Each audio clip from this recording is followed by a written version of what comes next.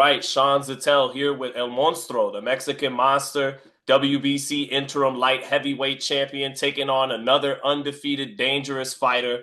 February 1st in Las Vegas on Amazon Prime pay-per-view. David Morrell, David Benavidez. David, what's going on, man? You just finished up training? Yeah, bro, just been working hard, bro. Been locked in for this fight. We got, what is it, 6 weeks left, 5 weeks, some shit like that. But just been working really hard, bro. Really excited for this opportunity.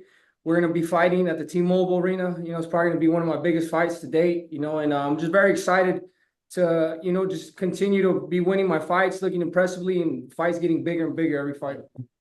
I'm very excited too, as someone who loves the sport. It's a great fight, but right before we dive into that fight, David, I want to ask you this. Why do you care about the fans? A lot of fighters tell me, and they tell the public, you know, sometimes fuck the fans. They're not the ones who lay in the hospital with you after the fight. They can turn on you quickly, criticize you and all that. And I'm sure you share probably some of those sentiments, but at the same time, you're at your last post fight with tears in your eyes, kind of apologizing for not getting a knockout. Why are you that way? Is part of it because you were a fan before you were a fighter? First of all, I wasn't apologizing for not getting a knockout. I was just my hands were really messed up in that fight, and I was going through a lot of injuries. But for me, for the fans, they're honestly the most important thing to me. I have a really special connection with my fans. They support me 100%. And like I said, I'm always gonna come in here and give 110% of myself in the ring and in the gym because they pay the hard-earned money and they support me 100%.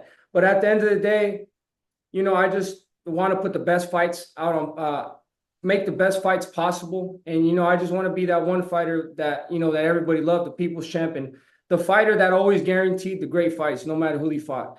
There's not that much fighters like that, man. There's only every generation there only comes a couple of them.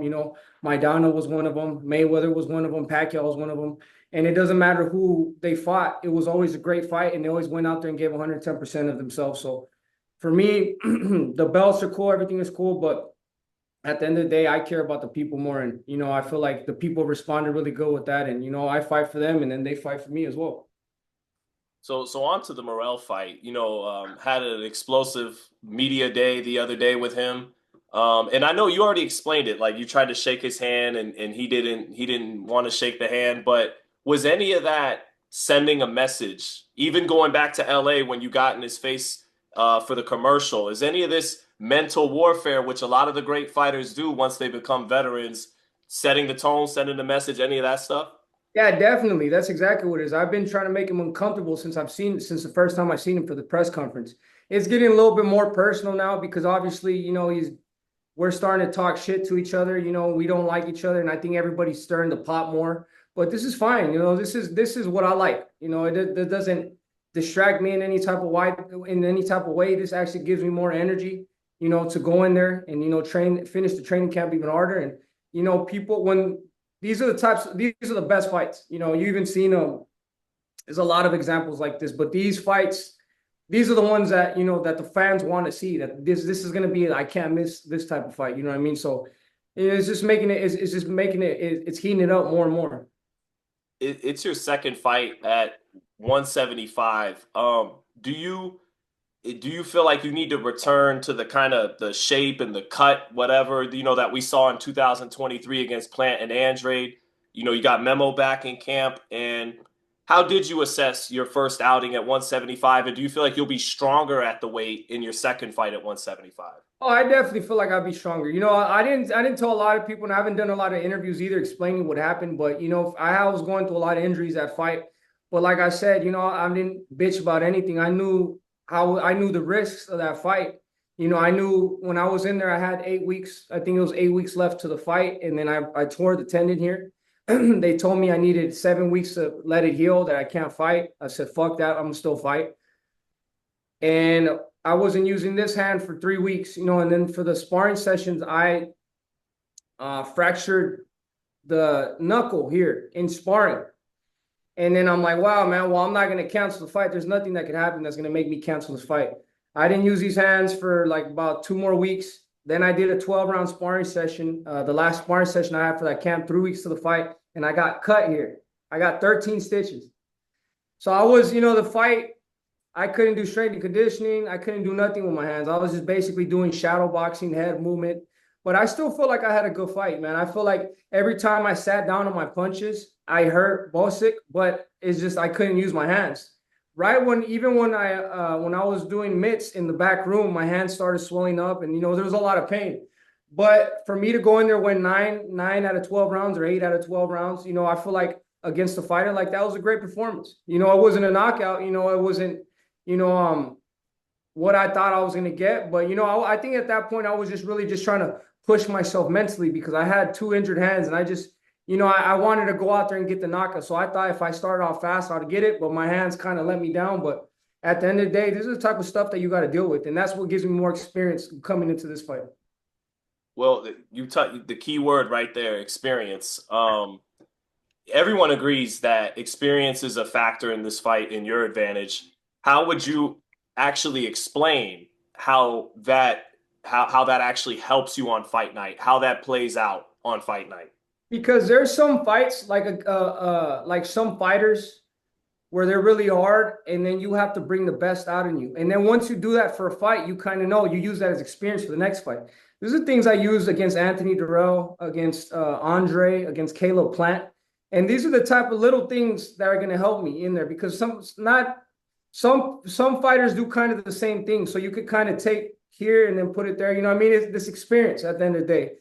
And even when you get problems in rings with me and my past fights, I could use that, for this fight. You know what I mean? There's some, as of like Caleb Plant, when he was using the ring, he was holding a lot. There's this experience that I could use from these fights that David Morrell hasn't had that experience because he hasn't really fought nobody that is actually going to give him a tough fight. So me, I could combination punch, I could throw speed, I could box, I could do everything. You know what I mean? So now I feel like I'm more settled in at 175. Now I could do strength and conditioning, I could lift weights and do all that. I feel amazing. Since I started sparring 5 weeks ago, and that was my first sparring session. I did 13 rounds with 3 different sparring partners. So I'm ready. I'm 100% locked in. Now it's just sharpening up my tools and keep watching film and doing the best, setting the best game plan possible to win this fight. Right, because you both have size, speed, skills, and power and confidence. So is it that veteran savvy and craftiness that's going to be a big difference in this fight? Yeah, I believe so. And also it's just how I fight. I love to go in there and make it a fight. I don't think David Morrell's ever experienced something like that. You know what I mean? And if he hits me once, I'm gonna hit him back twice, 3 times. You know what I mean? Because I've showed that before in my fights. He hasn't showed that yet. But whatever it is, I'm expecting for the best David Morrell possible. Like, I've always talked to you. That's how I prepare for my fights, and that's always been enough for me. And I'm definitely gonna be the better man come February 1st. What do you make of all the talk about his feet, his footwork, and his athleticism? Why won't that be enough for him? I just feel like there's with experience, and I've been boxing 25 years. I've sparred a lot of boxers. I've fought a lot of boxers. I've worked with a lot of guys with footwork and foot movement. You kind of just know how to do this stuff. You know what I mean? And I'm sure it's going to help him in some cases, but at the end of the day, once I got him cornered up in the ring and he can't move, that stuff doesn't work. Those combinations that he's throwing, those footworks, it looks nice, it looks pretty, but very well that doesn't always translate to a victory in the ring. Well, one thing when I was studying tape of both of you, before this interview, for all the kind of flashy footwork he has, it he tends to fight downhill when he's really throwing his punches, kind of like you. Like he gets his best work done fighting downhill. He'll use those feet, but ultimately not quite like. And you could correct me if I'm wrong, but not like a Terrence Crawford who will counter and punch off the back foot. It's more he uses that footwork and then he resets and he fights downhill again. Are you looking forward to that as opposed to Plant and Andrade and Vosdick, who all try to just throw punches mainly off the back foot? This guy, kind of like yourself, gets a lot of his best work done trying to knock you out, trying to stay in front, you know? Yeah, and I'm definitely looking forward to that. That's what I'm saying. This is going to be a good fight. I know he's not going to back down, but once I start hitting him with those body shots and those combinations, everybody says the same thing that they're going to bang with me, that I don't have power, that I don't have footwork. But when I get in there, it's a whole different story. But I'm just looking forward to it. Like I said, I'm a competitor at the end of the day. I love it. I love going in there, going toe to toe. I love hunting people down, and this is just what it is, bro. I'm just a born fighter. I love this. How much in particular did the Boo Boo fight is gonna help you with this fight? Southpaw just like Morel. It's gonna help me a lot. To be honest with you, bro, I always have more. I feel like I've always had more success with southpaws, and I just feel like they're easier for some reason. I mean, nobody's easy, but for me, there's my strengths really play into to catching southpaws. But I'm just very excited for this, bro. This is a big fight. Like I said, I love the fights. I never shy away from these big fights.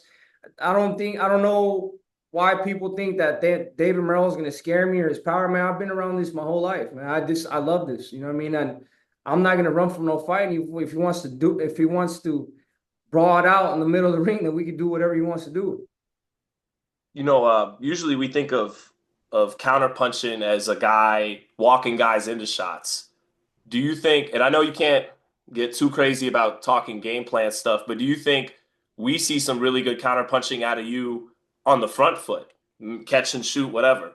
Yeah, man. I just honestly, for me, I just got to be put in that position to do whatever it is. If somebody's coming forward, then I could definitely counter punch. I could box, I could brawl, or we could try to punch in between the exchanges. It's just really whatever I see open, and then also all the stuff I've been working on. I've been working on some good combinations. I've been working on a lot of stuff, a lot of different looks. So I'm gonna be 100% ready. What do you think of him saying you're Robocop? Because you actually praise him and say he's really good. Sometimes you've called him great, like he's a great fighter, and he was kind of downplaying. He was taking the other route, calling you Robocop and those things. What do you think those two different mentalities you guys have coming into the fight? Well, I mean, I feel like this is a big mistake on his part, only because everybody else that I fought have said that. And then after I fight them, they all say I'm a great fighter. So, I mean, I'm not taking him lightly. I know what he could do good. I know what he could do bad. And, at the end of the day, that's why he's in the ring with me, because I think he's a good fighter. I'm not going to just be fighting no bum. He definitely has a good style. But I'm overall the better fighter. I want to have good fighters in there. So by the time I beat the fuck out of them, what are they going to say? You know, uh, you're Mexican and Ecuadorian, but everyone knows you as the Mexican monster. He's Cuban. We saw a fight recently where Espinoza was able to break Robezi Ramirez. And do you think in that regard, like you can break David Morrell? Do you think you stop him in this fight? I definitely do think I could hurt him. I'm gonna do my game time to the best of my abilities to try it to hurt him as much as possible. If the knockout comes, it comes. If it doesn't, it doesn't. My game plan is gonna be on him all night and literally try to hurt him every round. For him giving up, I don't know. I don't know. I think that's the question. We want to see if David Morrell really has that heart, or if he could, has that dog in him. Um, I'm gonna be trying to hurt him every single round. So I don't know. We'll see what happens. But like I said, this fight, I feel really strong. I feel really, everything feels good right now to me. I feel I'm injury free. I'm training, really good. I've been training for a long time, and I'm just ready for this. I'm ready to excel in my career and to get the biggest challenges out there. What do you think? I know we talked about experience, but what do you think is going to be the key factors that makes you the better fighter and wins you the fight? I don't know. I think you just have to wait and see. I mean, there's a lot of things, but you have to wait. You have to wait and see February 1st.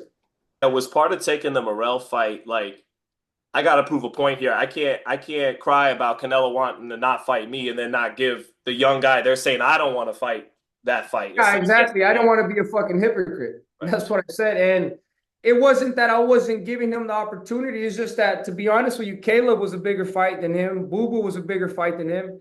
And then coming up to 75, when I came up, he came up right behind me. So it was perfect because he got his belt and I got my belt. And that's what I'm saying. Now is the perfect time to make this fight happen.